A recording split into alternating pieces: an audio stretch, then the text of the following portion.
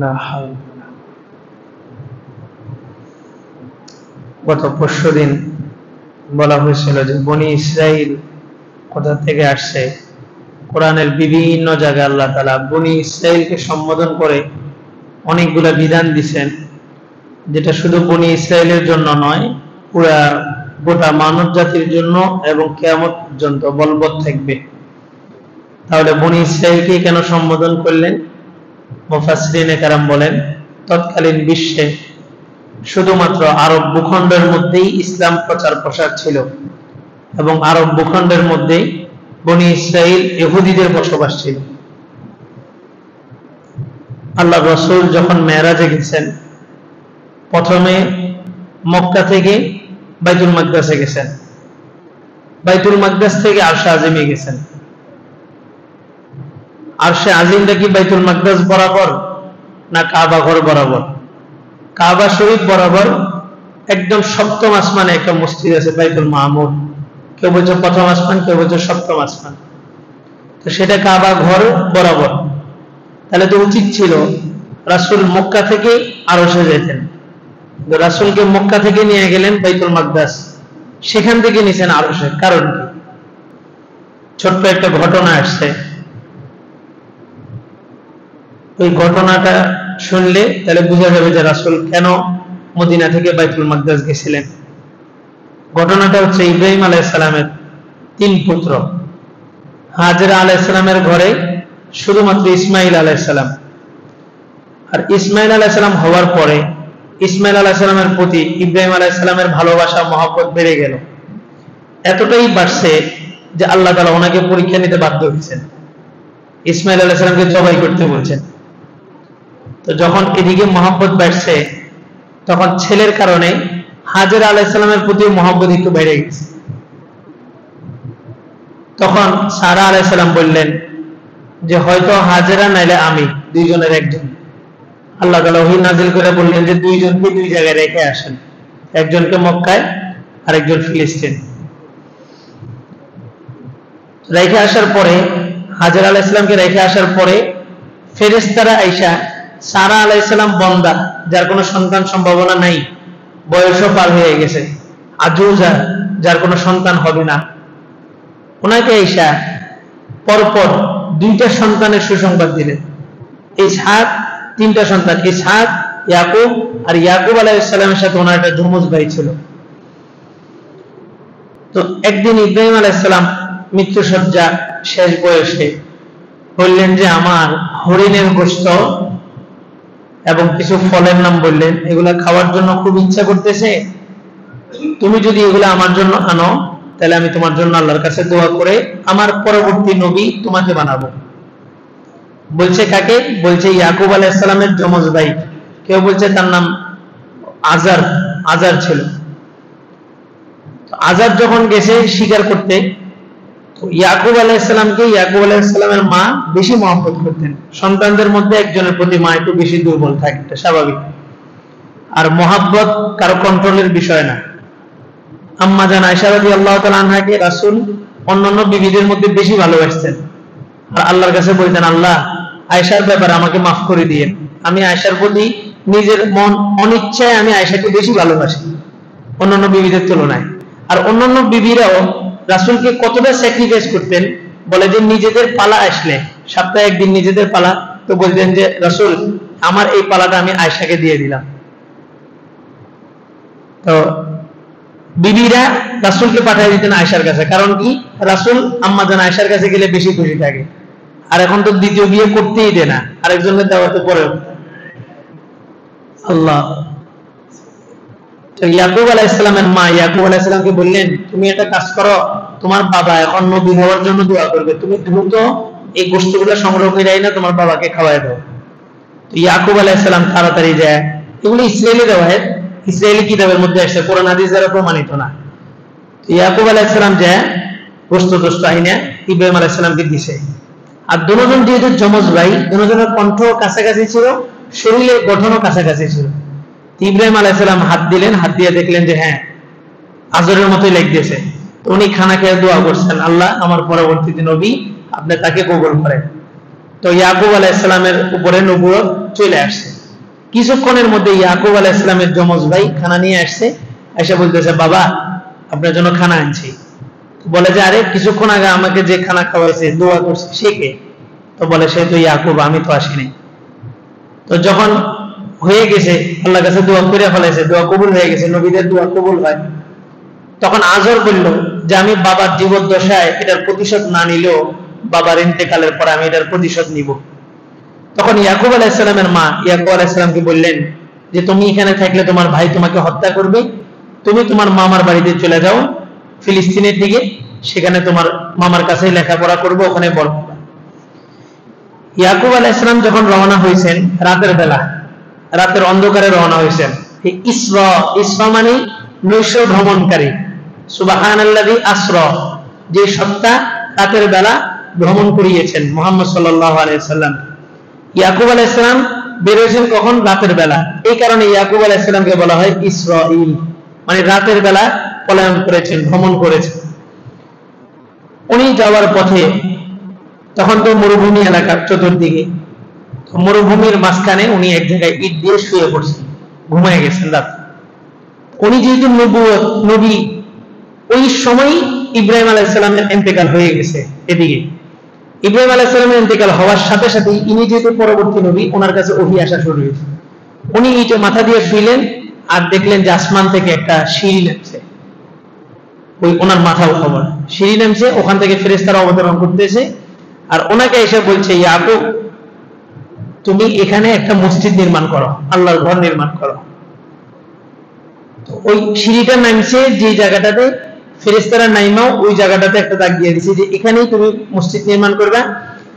আর ওইখানে ইয়াকুব আলাইহিস সালাম যে ইটের উপরে শুয়েছিলেন, ইয়াকুব আলাইহিস সালাম চিন্তা করলেন সকালবেলা আমি গড়াগড়ি করে হয়তো এদিক ওদিক চলে যেতে পারি, এখানেই থেকে এখানেই মসজিদ করতে বলছে। তো উনি ওখানে তেল ঢালছেন ওই জায়গাটাতে চিহ্ন দেওয়ার জন্য।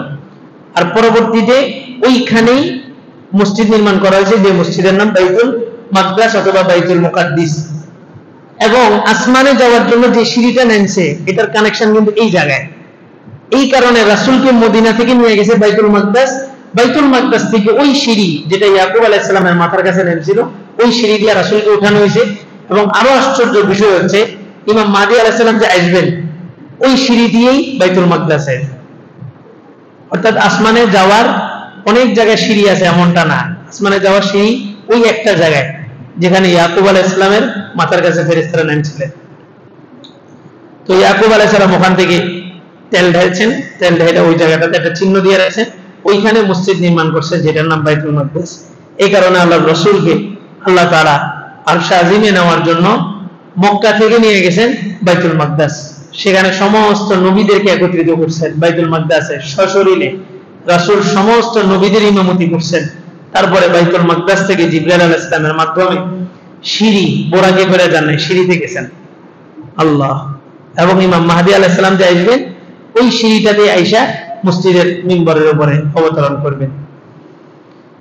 এই ইয়াকুব আলাইহিস সালাম যে রাতের বেলা চলে গেছেন, এই কারণে ইয়াকুব আলাইহিস সালামকে বলা হয় ইসরাঈল, মানে নৈশ ভ্রমণকারী। আর ওনার সন্তানদেরকে বলা হয় বনি ইসরাঈল।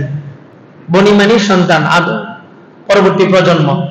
তো বনি ইসরাঈল মানে ইয়াকুব আলাইহিস সালামের প্রজন্ম। আর বিশেষ করে ইয়াকুব আলাইহিস সালামের 12 পুত্র ছিল, তার মধ্যে একজন হচ্ছে ইউসুফ আর বিনিয়ামিন, এই দুইজন ছিল পরের ঘরের, আর বাকি 10 ভাই এরা ছিল আগের ঘরের। এরা ইউসুফ আলাইহিস সালামের সাথে এবং বিনিয়ামিনের সাথে অন্যায় করছে। আর ওই 10 ভাইয়ের মধ্যে বড় ভাইয়ের নাম ছিল ইয়াহুদা, তার সন্তানদেরকে বলা হয় ইহুদি। তো তাদের চলাফেরা মক্কা মদিনাতে বেশি ছিল, যার কারণে কোরআনের বিভিন্ন আয়াতে আল্লাহ তাআলা ইয়া বানি ইসরাঈল, ইয়া বানি ইসরাঈল বলে সম্বোধন করছেন। আল্লাহ বলেন, উযকুরু নি'মাতি আল্লাতী আন'আমতু আলাইকুম। এই যে তোমরা যে বলো তোমাদের বংশ থেকেই নবী আসছে, অন্য বংশ থেকে নবী আসে নাই, সমস্ত নবী তোমাদের বংশ থেকে আসছে, তো তোমরা এটা তো আমার নিয়ামত, তোমরা আমার নিয়ামতটাকে স্বীকার করো। আন'আমতু আলাইকুম ওয়া আউফু বিআহদি, আমার অঙ্গীকারগুলোকে পূরণ করো। কি অঙ্গীকার? সমস্ত নবী বইলা গেছেন, সর্বশেষ জামানার নবী, আখিরি জামানার নবী মুহাম্মদুর রাসূলুল্লাহ সাল্লাল্লাহু আলাইহি ওয়াসাল্লামের আগমনের সুসংবাদ সমস্ত নবীরা দিয়ে গেছে। তাওরাত, জাবুর, ইনজিল সমস্ত কিতাবে আমাদের রাসূল যে আসবে, রাসূলের বংশ কি হবে, মাতার নাম কি হবে, বাবার নাম কি হবে, সব বিস্তারিত বর্ণনা করে দিয়ে গেছে। এরা জানা সত্ত্বেও শুধুমাত্র এদের বংশ থেকে না আসার কারণে এরা স্বীকার করেনি। ওই যে নবী তো আসছে হাজের আলাইহিস সালামের বংশ থেকে, সারা আলাইহিস সালামের বংশ থেকে আসে নাই, শুধুমাত্র এই কারণে নবীকে অস্বীকার করছে। তাছাড়া তারা জানতো ইনি সর্বশেষ নবী। বুহাইরা নামক পাদ্রী রাসূলকে যখন আব্দুল মুত্তালিব মক্কা থেকে সিরিয়ার ব্যবসার উদ্দেশ্যে নিয়ে যেতেছিলেন, তখন বুহাইরা নামক পাদ্রী সর্বপ্রথম আমার রাসূলের নবুয়তের স্বীকৃতি দিয়েছে। উনি দেখতেছেন বুহাইরা একটা গির্জা ছিল, ওই গির্জা থেকে কোনো সময় বের হইতো না, ওই দিনই বের হয়েছে। বুহাইরা নিজে বলেন, আমি দেখলাম যে একটা কাফেলা আসতেছে, আর একটা মেঘখণ্ড ছায়া, মেঘমালা ছায়া হয়ে একজনকে ছায়া দিতে দিতে ওই মেঘখণ্ড কাফেলার সাথে চলতেছে। আমি গভীরভাবে লক্ষ্য করলাম যে কাফেলার যে সর্দার, ওই সর্দারের উটের উপরেই এই মেঘখণ্ডের ছায়াটা পড়তেছে। কাছে আসার পরে দেখলাম আব্দুল মুত্তালিব। আমি চিন্তা করলাম এই আব্দুল মুত্তালিব এই পথে বহুবার সফর করছে, আমি বহুবার তাকে সিরিয়া যাইতে দেখছি, কিন্তু কখনো এমন আশ্চর্যজনক ঘটনা দেখি নাই। আজকে এমন আশ্চর্য ঘটনা, কারণ কি, হঠাৎ দেখলাম যে আব্দুল মুত্তালিবের সামনে 12 বছরের এক যুবক, টকবকে যুবক, এবং আমি দেখলাম এই কাফেলা যখন পাহাড়ের গিরিপথ দিয়ে আসতেছে, দুই পাশের পাহাড়ের সমস্ত পাথরগুলা সেজদা অবনত হয়ে যেতেছে, গাছপালাগুলো ঝুঁকে যেতেছে। তখন বুহাইরা পাদ্রী সেই কাফেলাকে দাওয়াত করলো। দাওয়াত করার পরে আব্দুল মুত্তালিব প্রথম দিন গেছে, তো মুহাম্মদুর রাসূলুল্লাহকে বলছে, মুহাম্মদ, আমরা একটা গির্জায় যাইতেছি, দাওয়াত আছে, তুমি এখানে বসে থাকো, তুমি যাওয়ার দরকার নাই, তুমি সামানা পাহারা দাও, আমরা যাই নাস্তা করে চলে আসবো। যখন বুহাইরা সবাইকে ঢুকাইলো, ওই যুবক রাসূলকে না দেখা বুহাইরা পরের দিন আবার দাওয়াত দিল, আর আব্দুল মুত্তালিবকে বলল, সর্দার, ইতিপূর্বে বহুবার এখান দিয়ে গেছেন, কখন আমি দাওয়াত করি নাই, আজকে দাওয়াতের মূল উদ্দেশ্য ছিল আপনার সবারের উপরে যে ছেলেটাকে দেখছি, যে বালকটাকে দেখছি, তাকে আমার মূল উদ্দেশ্য।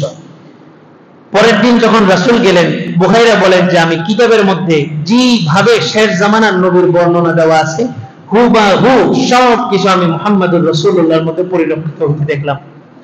রাসূলের নবুয়তের সিলমোহর ছিল দুই কাঁধের মাঝখানে কিছুটা ডাইন দিকে, এই জায়গায় সিলমোহরটা ছিল।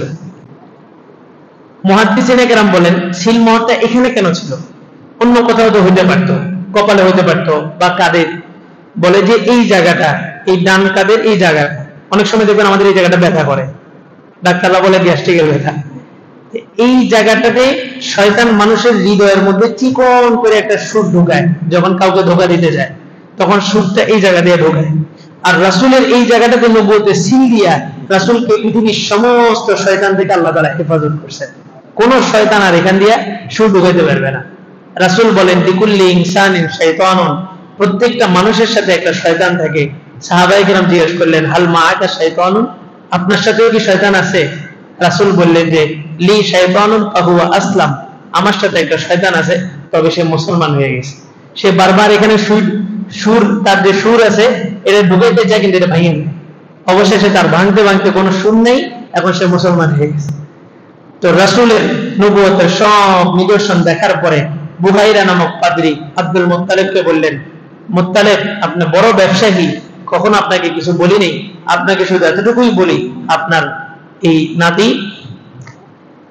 এ শেষ জামানার নবী, একে যদি সিরিয়াতে নিয়ে যান, আমি যেভাবে বুঝে ফেলাইছি এই শেষ জামানার নবী, সিরিয়ার কোন মানুষ যদি বুঝে এই শেষ জামানার নবী এবং সারা আলাইহিস সালামের বংশ থেকে আসছে, হাজরা আলাইহিস সালামের বংশ থেকে আসছে, সারা আলাইহিস সালামের বংশ থেকে আসে নাই, তাহলে তাকে হত্যা করে ফেলবে।